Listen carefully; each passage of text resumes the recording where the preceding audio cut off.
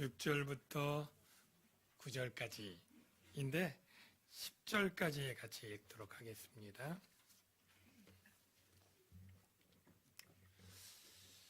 제가 먼저 읽겠습니다. 이 복음이 이미 너희에게 이르매 너희가 듣고 참으로 하나님의 은혜를 깨달은 날부터 너희 중에서와 같이 또한 온 천하에서도 열매를 맺어 자라는도다.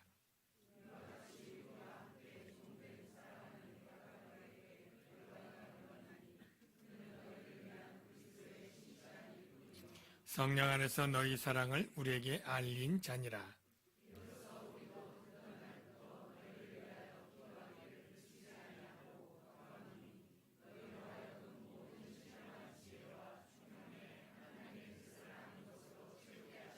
다 같이요.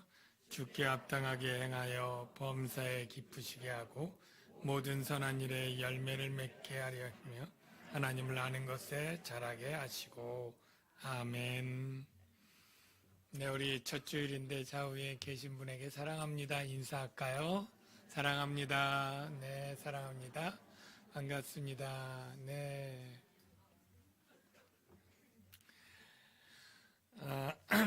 새해 첫 주일입니다.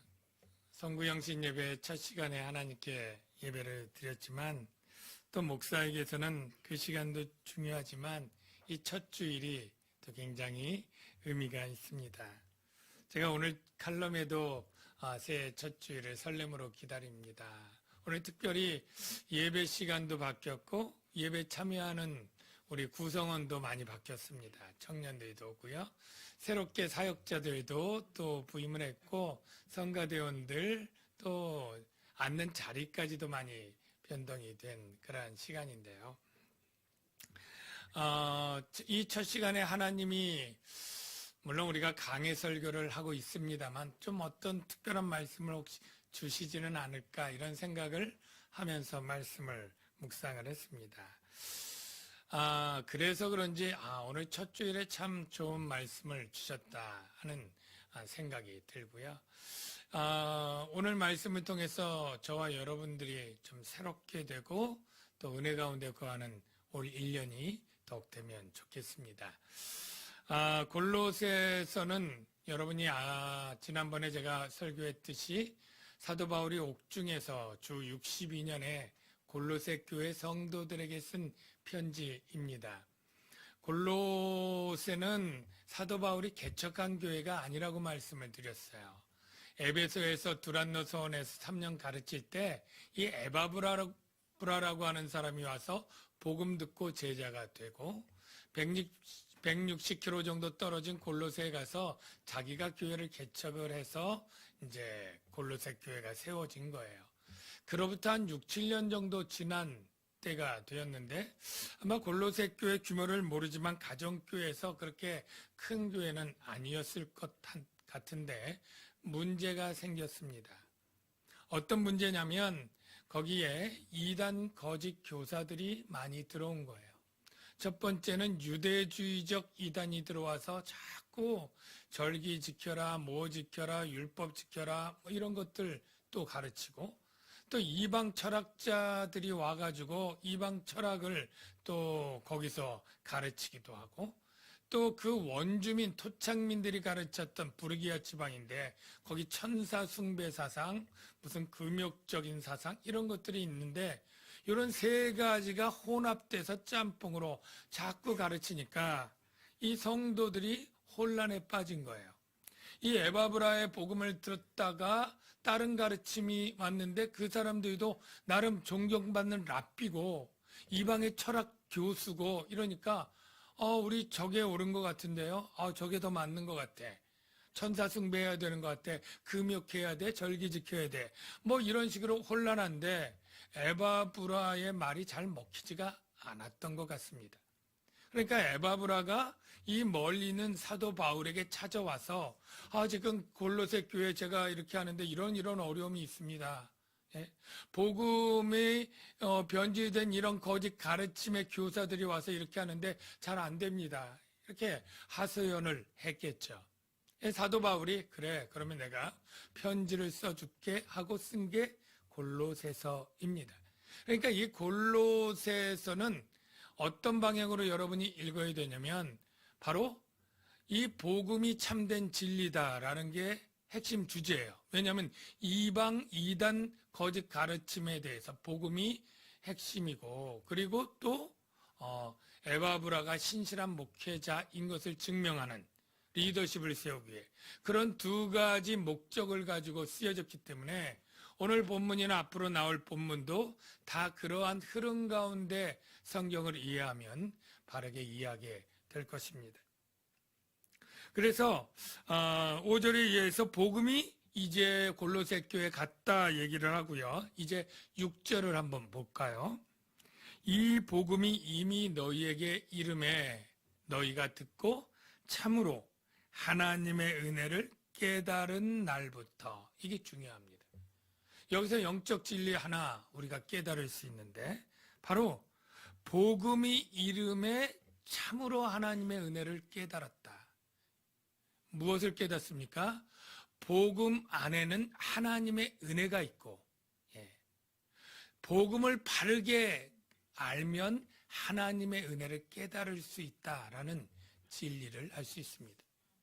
여러분들 가운데 새해에는 내가 좀 은혜 가운데 신앙생활 해야지, 이런 다짐들 하신 분들이 좀 있을 텐데요. 나 요즘 너무 껄쭉하고 참 교회 가도 재미가 없고 이렇게 내가 스스로 봐도 은혜가 떨어진 것 같아 하는 그러한 경우 있잖아요. 그러면 주위에서 주로 어떻게 권면합니까? 기도해봐, 기도해야 돼. 또는 예배생활 더해, 봉사 더해, 말씀 읽어, 이렇게 주로 할 거예요. 이런 처방이 틀린 건 아니지만 전곡을 찌르는 핵심은 아니다. 오늘 말씀을 따르면 바로 은혜를 다시 회복하는 것, 참으로 은혜를 깨닫는 것, 바로 복음에 다시 서는 것이다. 이렇게 얘기할 수 있어요. 물론 기도, 말씀 그 안에서 복음을 찾을 수 있지만 못 찾고 그냥 열심히 기도하고 또 열심히 예배 드린다고 복음의 은혜를 깨닫게 되는 것은 아니거든요. 여러분들이 10년 동안 신앙생활에서 예배 드리는 횟수가 수백 회야. 그런데 복음을 모르는 사람들이 여전히 있거든요. 여러분, 올 한 해 여러분들 다 복음에 대해서 아시는 분들이시겠지만 다시 복음을 듣고 다시 그 복음 안에 있는 은혜를 깨닫게 되고 복음의 확신 가운데 그 주는 기쁨을 누리며 사는 해가 되시기를 주의 이름으로 축원합니다. 여러분, 복음에 하나님의 은혜가 있다고 하는데 왜 복음에 하나님의 은혜가 있습니까? 바로 복음은 바로 구원에 관한 소식인데 그 구원이 전적으로 인간의 노력과 그리고 공로가 아닌, 행위가 아닌 하나님이 해주신 것이다. 이게 복음이기 때문이죠. 여러분, 우리는 모두 죄인이고 하나님의 진노를 받아야 될 그러한 비참한 존재입니다. 우리는 다 죄를 지을 수밖에 없는 본질상 진노의 자녀고, 우리가 심판받고 하나님의 진노로 영벌을 당하는 것은 세세토록 타오르는 불못의 영원한 고통을 당하는 것입니다. 얼마나 비참한 존재입니까? 구원받아야 마땅한데 구원받을 수 있는 길이 없는 거예요. 우린 다 죄인이니까. 그런데 하나님께서 우리를 구원하기 위해서 그 아들 예수를 사람이 되게 하사 사람의 죄를 대신하여 대표로 죄를 대속하여 십자가에 죽고 부활하심으로 믿는 자에게 값없이 공짜로 은혜로 바로 구원을 주신다. 이게 복음의 핵심 아닙니까? 그 말씀이 에베소서 2장 8절에 이렇게 기록되어 있죠. 너희는 그 은혜에 의하여 믿음으로 말미암아 구원을 얻었으니 이것은 너희에게서 난 것이 아니요 하나님의 선물이라. 이 말을 쉽게 말하면 너희가 공짜로 구원받았다 이겁니다. 다 차려놓은 상에 숟가락만 얹었다는 거예요. 믿는다는 것은 얼마나 쉽습니까? 누구나 할 수 있는 거예요. 하나님이 다 이루셨고 너는 그냥 믿기만 해라. 값없이 공짜로 구원을 얻는다. 이게 복음이에요. 여러분, 이 복음을 깨달으면 어떻습니까? 은혜가 절로 느껴지는 것이죠. 그리고 너무 감사하고 감격하게 되는 것이죠. 그래서 여러분들이 복음을 다시 깨닫는 은혜가 있기를 바라는데요. 우리 교회에서는 복음을 가르치는 게 확신반, 성장반, 제자반, 훈련반 있지 않습니까? 두 번 들으면 어떻습니까? 세 번 듣고 10번 들으면 어떻습니까? 내가 복음의 은혜가 없다. 그러면 계속 듣는 거예요. 계속 배우는 거예요. 여러분 다 안다고 다 확신 가운데 거하지 못하지 않습니까? 듣고 또 배워서 이게 정말로 내 안에 심령에 박힌 못처럼 되어질 때 저절로 감격하게 돼 있어요. 예배하라, 기도하라, 말씀 읽어라 할 필요가 없어요. 하나님의 은혜가 너무나 감격스러운데 어찌 예배 드리지 않고 집안에 있을 수 있습니까? 어찌 주님의 일을 하고 싶지 않을 수가 있습니까? 그래서 여러분들이 복음을 통해 하나님의 은혜를 다시 깨닫는 은혜가 여러분 모두에게, 우리 주일학교 아이들에게 다 있게 되길 주의 이름으로 축원합니다. 두 번째 깨달을 수 있는 영적 진리는 무엇이냐면 너희 중에서와 같이 또한 온 천하에서도 구별 없이 열매를 맺어 자라는도다. 여러분 여기서 깨닫는 영적 교훈은요, 복음은 열매를 맺게 하고 자라게 하는 능력이 있다, 이것입니다. 복음이 열매를 맺게 하고 자라게 하는 능력이 있어요. 왜 그렇습니까? 복음 안에 생명이 있기 때문입니다. 여러분 생명이 있어야 열매를 맺고 자랄 수 있다는 것 아시죠? 전에 보니까 여러분도 다 들었지만 중국에서 얼마나 모방을 잘하는지 이 계란도 똑같이 그렇게 모방을 하고 한다 그래요.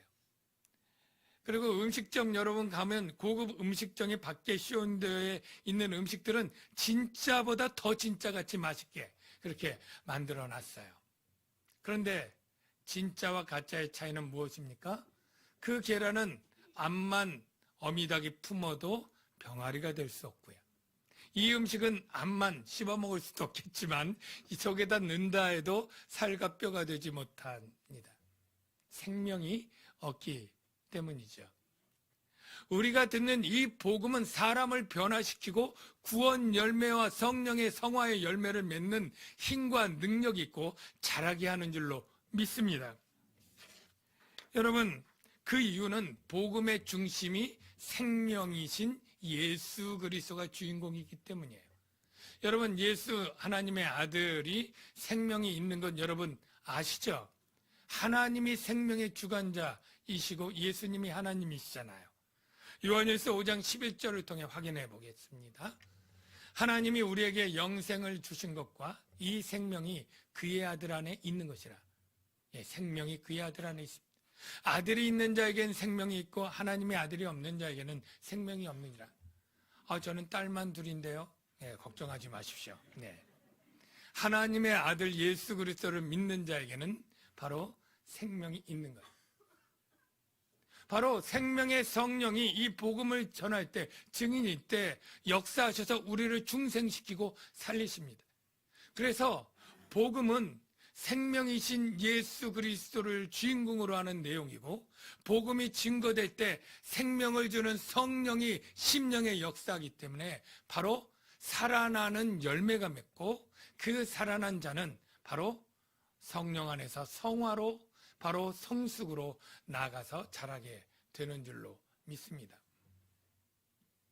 우리 주일학교에서 아이들 많이 이제 우리 새롭게 교육자들 했는데 부담이 있어요. 많이 지금 40명이면 50명은 되게 해야지. 이렇게 해서 막 전도 행사들을 합니다. 참 좋죠. 열심히 하죠. 그래서 총동원 전도주일 뭐 학생 이런 거 하는데 막 이제 주일학교는 달란트 시장도 하고요. 또 아이들 오면 상품권 주고 막 고기 파티하고 막 데리고 와요. 아이들 많이 옵니다. 근데 그렇게 매주 그런 행사와 이벤트로 하면 아이들이 계속 늘어서 많이 와요. 그리고 친해지니까 절로 수가 늘어나기도 해요. 그런데 그 기회에 아이들에게 복음을 가르쳐서 복음을 확신시켜서 구원받지 못하면 그렇게 1년, 2년 부흥해도 다 썰물처럼 언젠간 다 빠져나갑니다. 저도 중고등부 지도를 8년 동안 전도사하고 목사로 지도했는데요. 그때 재미있게 친구랑 막 하면서 나온 친구들이 있어요. 그런데 잘 믿고 한 친구도 있지만 어떤 친구는 몇 년 지나가면 그렇게 열심히 했는데 나중엔 다 교회 멀리, 주님 멀리 떠난 거예요. 그 열심히 있을 때 복음이 제대로 심겨지지 않으면 암만 재미로 맛있는 거 주고 선물 줘서 모였던 그 수는 의미가 별로 없는 것이에요. 그래서 저는 가장 중요한 게 열매 맺게 하는 복음이 설교 때 선포되고 교회에서 교육의 핵심이 되어야 되고 주일학교에서 프로그램도 하고 뭐 게임도 하지만 그걸 빌미로 시작으로 반드시 복음이 강조되어 아이들이 복음의 사람들로 변화되게 되어야 된다라는 것을 우리가 깨닫습니다. 사람들 수 많이 모이는 것, 미국에는 열린 예배에 무슨 권투 경기 같은 거 하고 연예인 뭐 개그맨 초청해서 얼마든지 많이 모인 것 그것 자체는 의미가 없고 복음만이 생명의 열매를 맺게 하고 사람을 성장시킨다라는 걸 우리가 분명히 깨닫고 뭐 꼭 올해뿐 아니라 앞으로 우리 교회 모든 설교와 교육의 방향이 그렇게 돼야 될 줄로 믿습니다. 두 번째 요지는 여러분들이 새해 어떤 사람이 될까, 어떻게 살아야 될까 하는 것에 관한 말씀이라고 생각이 되는데요. 결론적으로는 에바브라를 본받는 사람이 되면 좋겠다라는 것입니다. 7절을 한번 읽어보겠습니다. 이와 같이 우리와 함께 종된 사랑하는 에바브라에게 너희가 배웠나니 그는 너희를 위한 그리스도의 신실한 일꾼이요 성령 안에서 너희 사랑을 우리에게 알린 자니라. 이 두 구절은 다 에바브라를 사도 바울이 소개하는데요. 8절에 보면 너희 소식을 나에게 로마 감옥에 있는 나에게 와서 너희가 어떻게 믿음 생활하고 소망 가운데 사랑을 실천하는지 알린 메신저야. 뭐 이것 여러분 뭐 그냥 넘겨가도 될 내용이고요. 그 다음에 바로 중요한 것은 너희를 위한 그리스도의 신실한 일꾼이다. 이 칭찬과 이 표현이 아주 의미 있습니다. 여러분, 우리는 어떤 사람이 되어야 될까 하면 그리스도를 위한 신실한 일꾼들이 여러분 되시기를 주의 이름으로 축원합니다. 신실하다는 의미에는 충성되고 성실한 거예요. 게으르거나 나태한 것이 아닙니다. 여러분이 주님을 향하여서 신실한 일꾼으로서는 한 해가 되길 바랍니다. 그런데 이 신실한 일꾼은 내가 주님을 향해 신실한 것도 있지만 주님이 나를 향해서 신뢰할 만한 자가 되는 것 같습니다. 그래서 주님이 여러 사람 모일 때 저 집사는 내가 신뢰할 만해 하는 그러한 사람이 되기를 바랍니다. 그러면 어떻게 해야 내가 신뢰를 받고 내가 어떻게 해야 신실한 사람이 될까라는 문제가 남는데 그 앞에 답이 있다고 생각합니다. 뭐냐면 바로 종된 사랑하는 에바브라. 바로 종된 자의 마음이에요. 종된 자의 마음. 그러니까 올 한해 하나님이 주신 이 새 첫 번째 말씀 이제 새롭게 부임하기도 하고 새로운 직임을 맡기도 하고 새로운 일을 맡긴 사람이 어떻게 내가 이 일을 잘 할까? 오늘 하나님 주신 말씀 에바브라처럼 종된 마음으로 해라. 여러분 종된 마음의 반대말은 주인된 마음인데요. 주인과 종의 차이가 뭘까요? 바로 주인은 결정권자예요. 종은 순종하는 자입니다. 그래서 우리가 종된 마음일 때는 주님이 말씀하시면 주의 종이 듣겠나이다. 이게 바로 종의 마음이죠. 우리는 세상에서 많은 일을 결정하고 선택할 때 생각을 많이 합니다. 생각을. 이게 내가 할 수 있는 일인가? 합당한가? 하는 것이 옳은가? 그런가? 네. 그런데 우리 그리스도인들은 생각을 많이 하는 자가 아니라 기도를 하는 자가 되어야 돼요. 생각은 내 입장과 환경과 능력과 경험들을 따져보지만 기도는 이것이 하나님의 뜻인가를 먼저 따지는 것입니다. 물론 하나님은 우리에게 일을 맡길 때 내 경험과 은사와 재능과 실력, 이 모든 환경과 여건까지 고려해서 일을 주시는 자비롭고 자상하신 분이라고 믿습니다. 도무지 감당할 수 어려운 일들을 무조건 맡기고 하면 된다 윽박지르는 하나님이 아니에요. 그러나 때로 성경을 보면 하나님은 꼭 그래야 될 때는 내 환경과 여건은 안 돼 있고 나는 자신 없어도 맡기고 나를 믿고 하라는 일들이 꽤 많습니다. 모세는 나는 입이 혀가 둔해서 난 못 간다고 할 때 하나님이 붙여주고 모세를 시키는 거예요. 예. 이 소년 다윗, 소년 사무엘, 하나님이 부르시고 명령할 때 그가 어리고 부족하지만 순종할 때 하나님의 위대한 사명을 감당하는 자들이 되지 않습니까? 여러분, 베드로 잘 아실 거예요. 베드로가 어부입니다. 하루는 갈릴리 바다에서 밤새도록 물고기를 잡으려고 했지만 그물에 물고기를 한 마리도 못 잡고 헛땅치고 아침에 나와서 그 긴 그물을 정리하고 있었을 때 이 목수 출신인 예수가 다시 나가서 바다에 가서 그물을 던지라고 얘기를 합니다. 나는 어부고 예수님은 목수 출신인데 목수 출신이 어부에게 다시 그물을 던지라 나가겠어요? 지금 다 끝나가지고 피곤해 쌓여가지고 그 그물 다 정리하고 났는데 어떻게 나가겠습니까? 그런데 뭐라고 말했는지 여러분 아시죠? 누가복음 5장 5절 볼게요. 시몬이 대답하여 이르되 선생님 우리들이 밤이 새도록 수고하였을 때 잡은 것이 없지만은 말씀에 의지하여 내가 그물을 내리리다. 바로 이것입니다.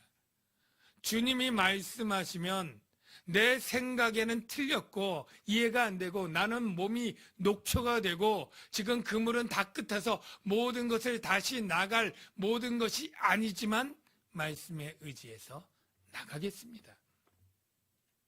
마리아는 처녀였고 동정녀였고 한 번도 남자랑 같이 자본 적이 없습니다.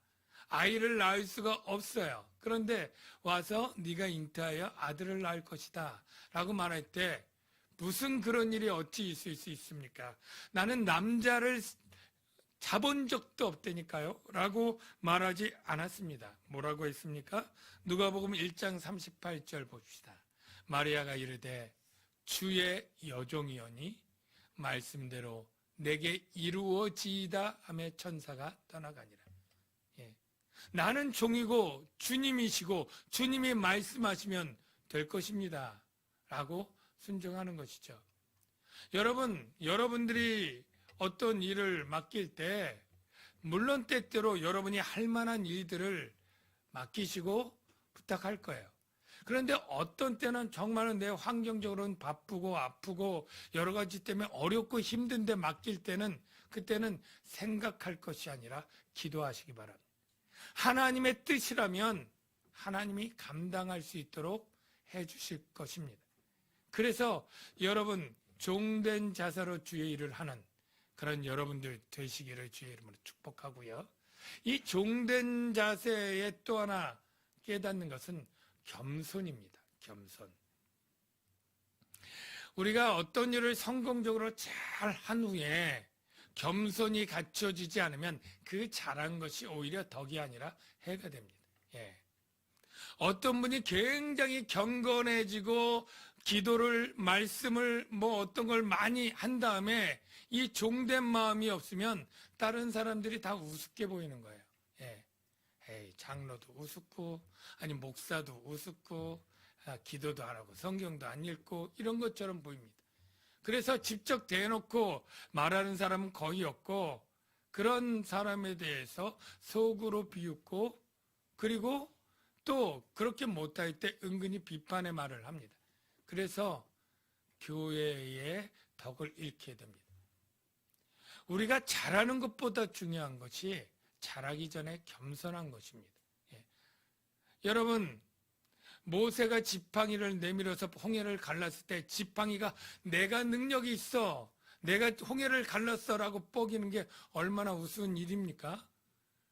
다윗이 물맷돌로 골리앗을 쳐서 죽였을 때 그 물맷돌이 내가 특별한 물맷돌이야 라고 자랑한다면 얼마나 우습겠어요?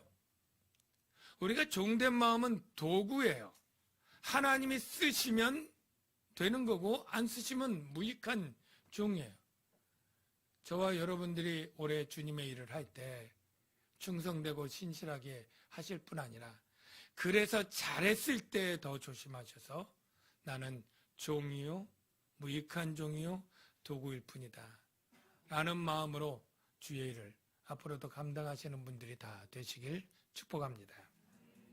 이제 끝으로 어떤 삶을 살까에 관한 주제인데요. 9절에 보니까 사도 바울이 간구하는 내용이 있습니다. 뭘 간구하고 기도하느냐 하면 골로새 교회 성도들이 이렇게 되면 좋겠다, 이런 삶을 살면 좋겠다라는 내용인데요. 9절을 보니까 이로써 우리도 듣던 날부터 너희를 위하여 기도하기를 그치지 아니하고 구하노니, 지속적으로 기도한 것입니다. 정기적으로 기도했는데 그 기도한 내용 가운데 꼭 빼지 않고 하는 기도가 모든 신령한 지혜와 총명에, 그러니까 한마디로 너희가 신령한 지혜와 총명이 있으면 좋겠다라는 건데요. 여러분, 신령한 지혜와 총명은 일반 지혜와 총명에 더한 것이 있어요.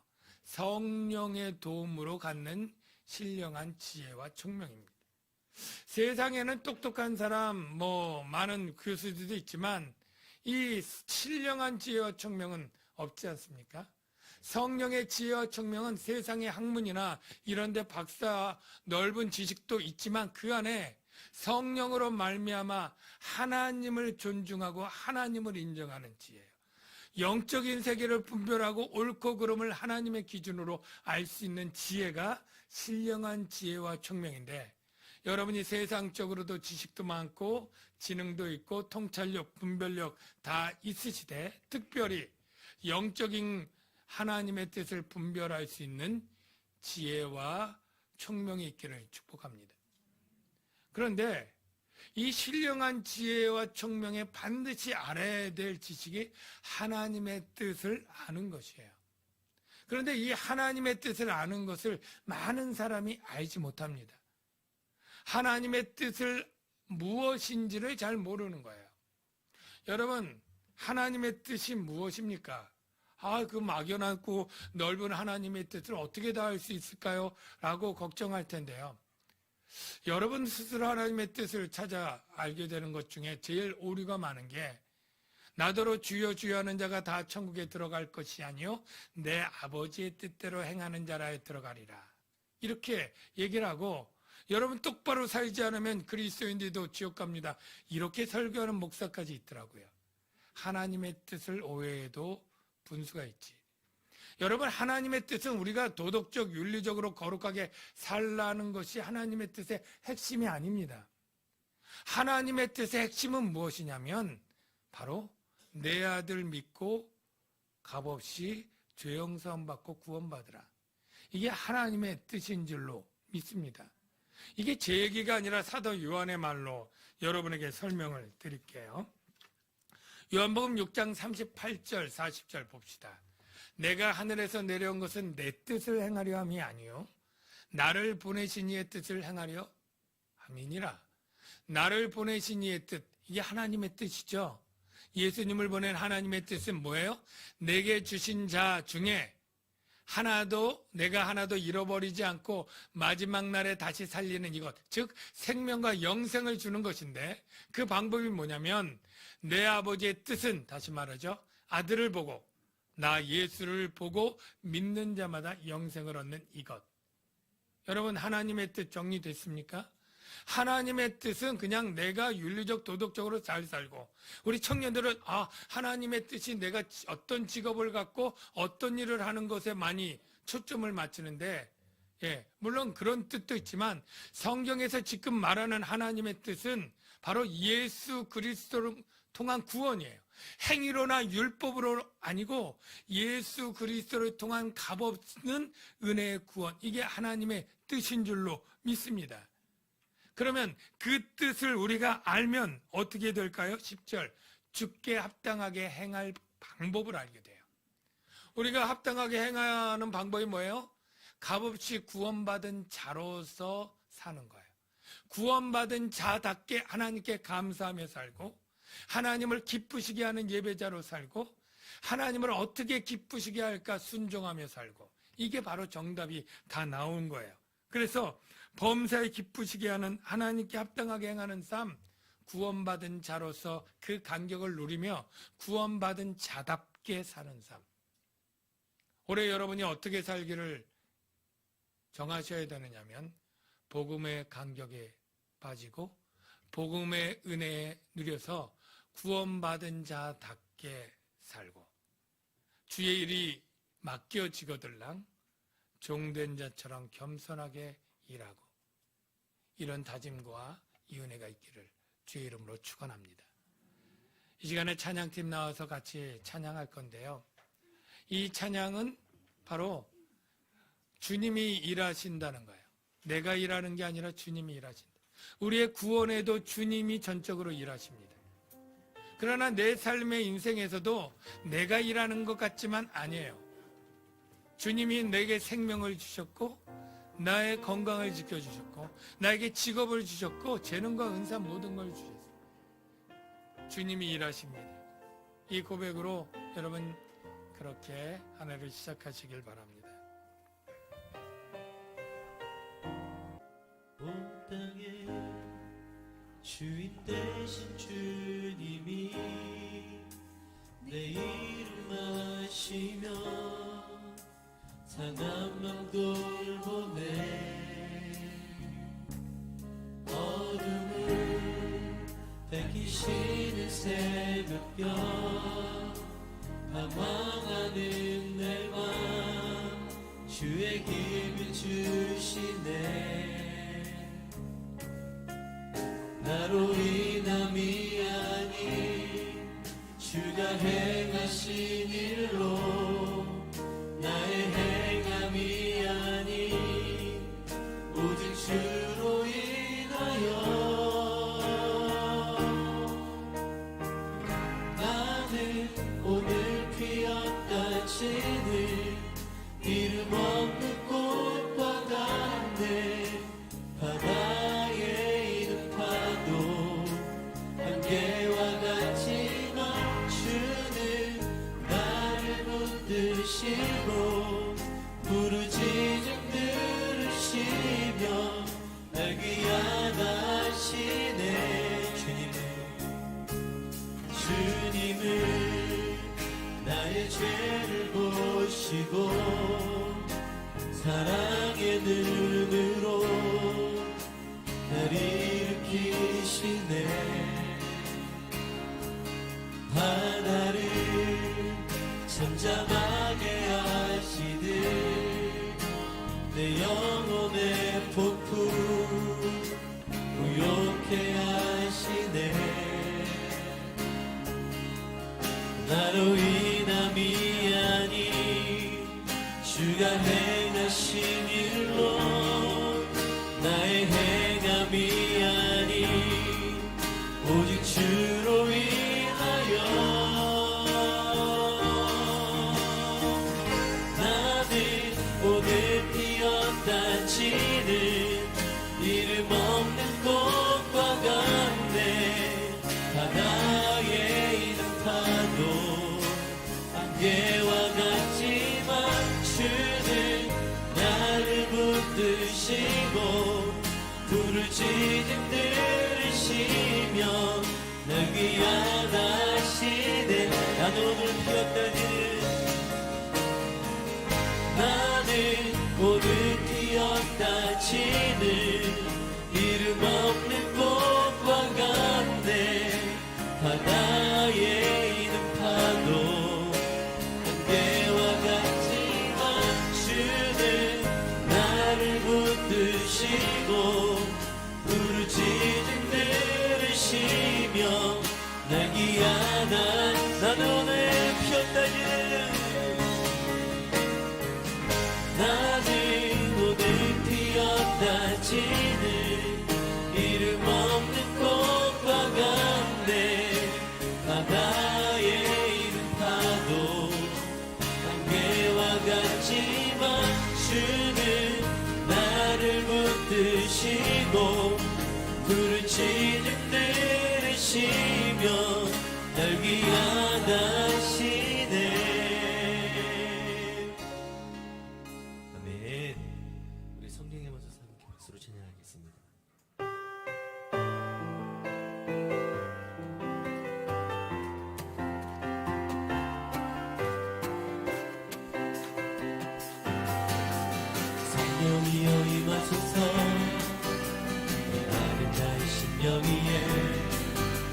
주님의 은혜에 담비되려 나를 꼭 적셔주옵소서.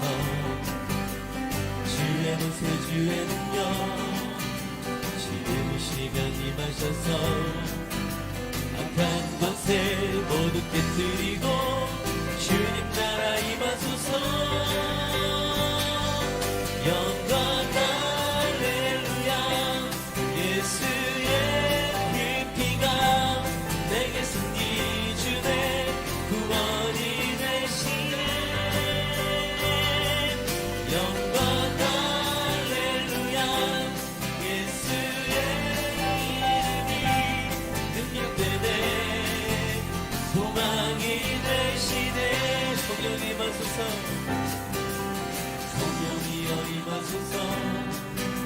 메마른 자의 심령 위에 주님의 은혜에 담비되려 나를 꽉 적셔주옵소서. 주의 모세 주의 능력 주님 시간 임하셔서 악한 것에 모두 깨뜨리고 주님 나라 임하소서. 영광 할렐루야. 예수의 그 피가 내게 승리 주네. 구원이 되시네. 영광 할렐루야. 예수의 이름이 능력되네. 소망이 되신 영광 할렐루야. 영광 할렐루야. 예수의 그 피가 내게 승리 주네. 구원이 되시네. 영광 할렐루야. 예수의 이름이 능력되네.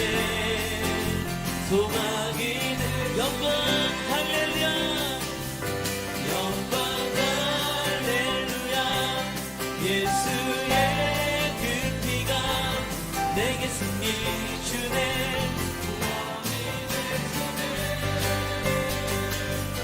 영광 할렐루야. 예수의 이름이 능력되네. 능력되네. 능력되네.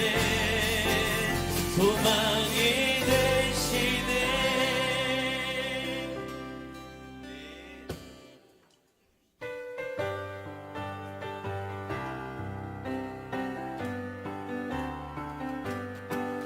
넘쳐진 주님의 사랑과 거룩한 보혈의 공로를 우리 다 찬양을 합시다.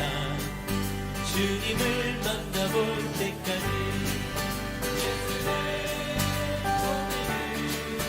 예쁘게 하시는 주시니 그의 피 우리를 눈보다 더 이게 하셨네. 우리를 깨끗게 여기는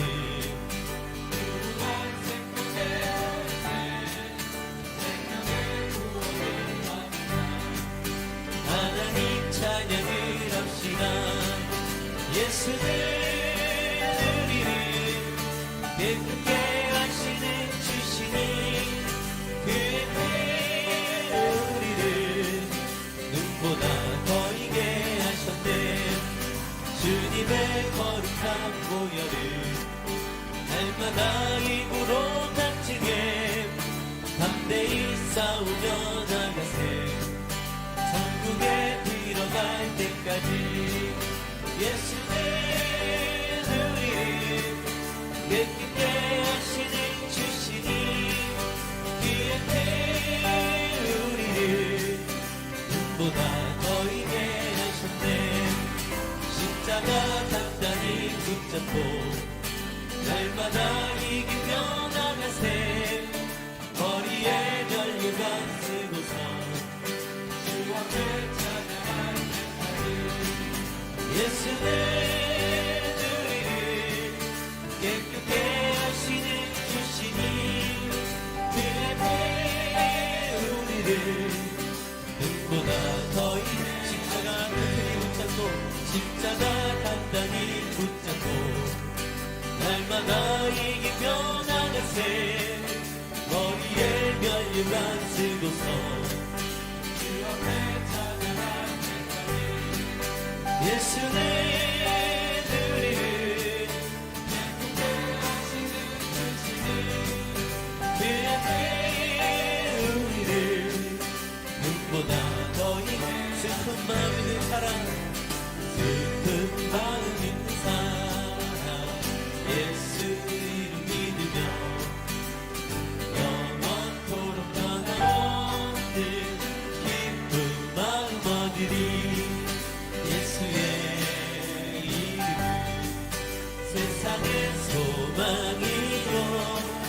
예수의 이름은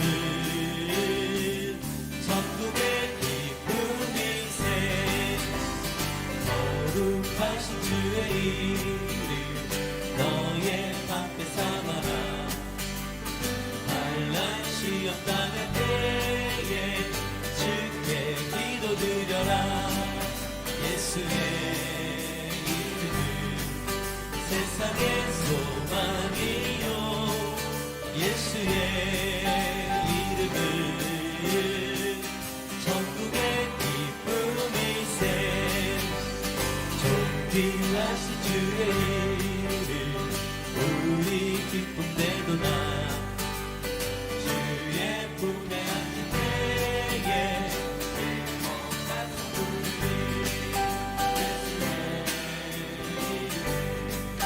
세상의 소망이요 예수의 이름은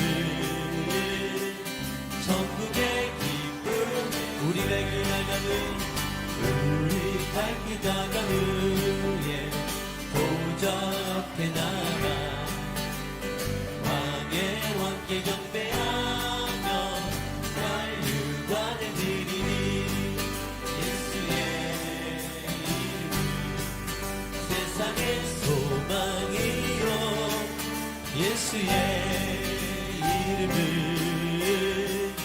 천국의 기쁨 예수의 이름은 세상의 소망이요 예수의 이름은 천국의 기쁨 예수는 우리를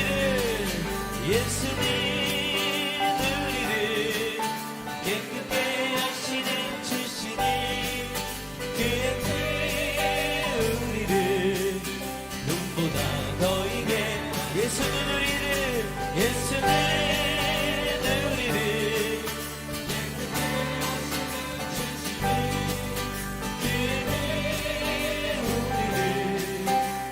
모두 고백하겠습니다. 예수는 우리를 깨끗게 하시는 주시니 그의 피에 우리를 눈보다 더 이게 하셨네 예수님 우리를 깨끗게 하시는 주시니 그의 피 우리를 눈보다 더 이게 하셨 예수는 우리를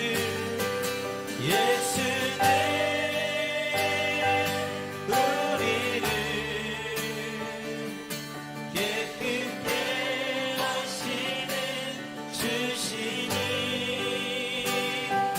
그의 피